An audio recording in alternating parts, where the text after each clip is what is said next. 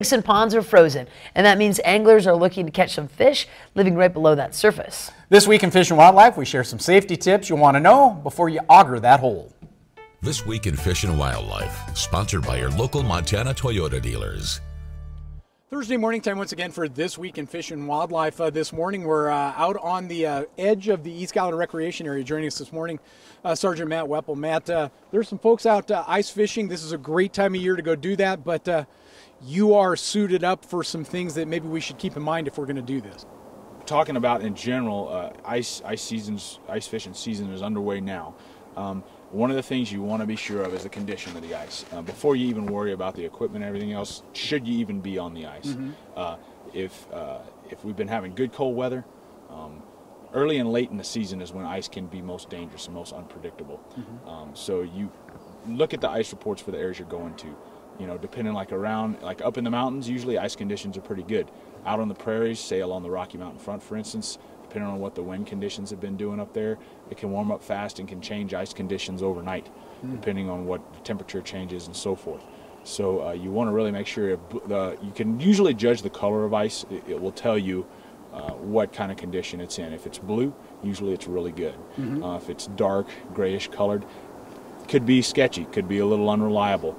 There's also different thickness levels that can tell you what it's safe for, what it's not safe for. If ice is about 4 inches deep, you're good to go out by yourself with some gear. 5 inches, that's good for a group of people to spread out, you know, with their tip-ups and several rods and get a, you know, cooking some breakfast and enjoying the day. If it's about, you know, going up about 9 inches, you know, you can take an ATV out on it. 9 to 12 inches is what they say is good for vehicles. I do not recommend, nor does the agency recommend, taking vehicles out on the ice. That's something you do completely at your own risk. That's I think for obvious reasons. You know, we just can't recommend that. We've scoped out the ice. We've checked it out. There's still always a risk. You have a couple pieces of equipment on here that, just as a precaution, should something happen. I like what talk to me about the little mini life jacket and the then we'll get into the orange probe there as well. Sure. Yeah. So obviously, it's highly recommended you wear a personal flotation device when you go out on the ice. You know, you never know when you're going to go through. If we would know those kinds of things, we wouldn't have to worry about safety gear, right? So this is going to save your life. You're going to be already dressed up in heavy clothing. Once that gets soaked, that gets wet, the ability to move and get up out of the ice hole is probably nearly impossible. The PFD is going to be one of your life-saving factors because it's only going to take a matter of minutes, if even a minute, before you start being overcome by the elements and the frigid temperature in the water. The other thing that's good to carry, and it doesn't cost much at all, are these little ice picks. You can carry them around your neck. And basically, these both go one in each hand. You fall out, you know, big important thing to remember is you go through the ice, throw your arms out to your sides.